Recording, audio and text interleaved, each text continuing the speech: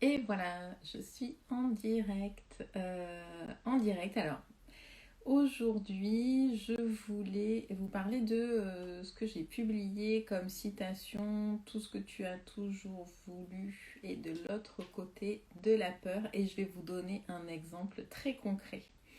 Quand on manage, quand on gère des équipes, ou même pour soi, il y a énormément de moments où on peut avoir peur en fait.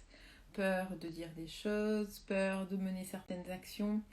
Euh, et, et bien, je ne sais pas quelle est votre expérience là-dessus, mais ce qui se passe à ce moment-là, c'est que on est les rois du monde pour s'inventer tous les scénarios possibles qui nous empêcheront, parce que c'est bien ça qui se passe, de nous empêcher d'aller vers ce que nous avons ou envie de tester, ou envie de dire, ou envie de faire.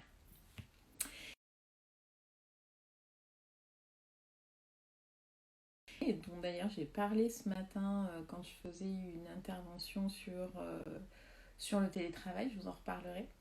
C'est réellement de vivre en fait ce que vous vivez comme une expérience.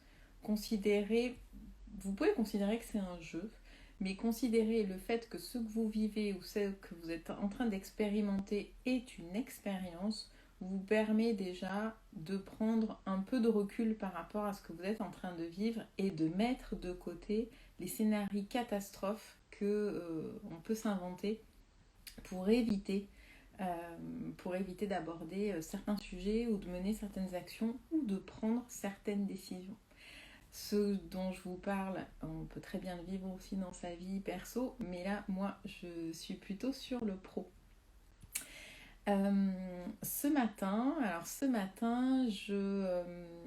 j'avais créé un webinaire en fait sur le télétravail. C'est la deuxième fois que je le fais. Je vais le refaire une autre fois. Et en fait, entre la première et la deuxième fois, bah, j'ai réajusté voilà, pas mon discours, mais le contenu, euh, accentué peut-être sur d'autres éléments de contexte. Entre la première fois où j'avais peur en fait de me présenter, peur d'être en direct, comme là je fais des directs, peur en me disant mais est-ce que les gens vont être intéressés, est-ce que, je constate que déjà pour la deuxième fois où je l'ai fait sur ce sujet-là, bah, finalement j'ai laissé tomber ces peurs-là. Et là, je suis vraiment sur un objectif de à qui je parle, qu'est-ce que je dis. Et peu importe le nombre de personnes qui sont là, ce sont des gens qui ont compris de quoi on allait parler. Donc là, en l'occurrence, on parle du, euh, de la place que l'on laisse au télétravail dans nos organisations, dans nos entreprises, et expliquer comment, dans des organisations ou avec des équipes ou en tant que manager, je peux avoir, disons-le, hein, carrément la trouille de mettre en place le télétravail.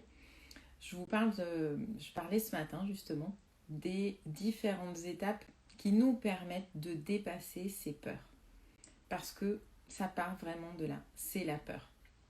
Alors, si vous avez envie, je me suis dit que j'allais le refaire, donc il va y avoir deux autres dates. Ce jeudi, parce que j'ai testé aussi une autre plateforme ce matin et visiblement il y en a qui ont eu des problèmes pour pouvoir s'inscrire. Donc je vais revenir sur Zoom, ce sera beaucoup plus connu et simple apparemment pour tout le monde. Donc il va y avoir je vais refaire un nouveau passage pour parler de ce sujet de la peur que l'on peut avoir avec le télétravail. Pour quelles raisons? Et qu'on l'intègre aussi. C'est pas le tout de se dire mon N plus 1, mon N plus 2 veut pas que je mette en place du télétravail, veut pas le faire, etc. Mais si vous assistez à ce moment d'échange en fait qui se passera aussi en direct, peut-être que vous porterez plus tout à fait le même regard sur votre responsable et vous-même en tant que responsable. Peut-être que vous avez aussi certaines craintes. Ce sera l'occasion pour vous de pouvoir réfléchir à la façon dont vous allez pouvoir les dépasser parce que vous les dépasserez. Donc voilà, je le refais du coup ce jeudi de 11h à midi et jeudi prochain encore une fois de 11h à midi.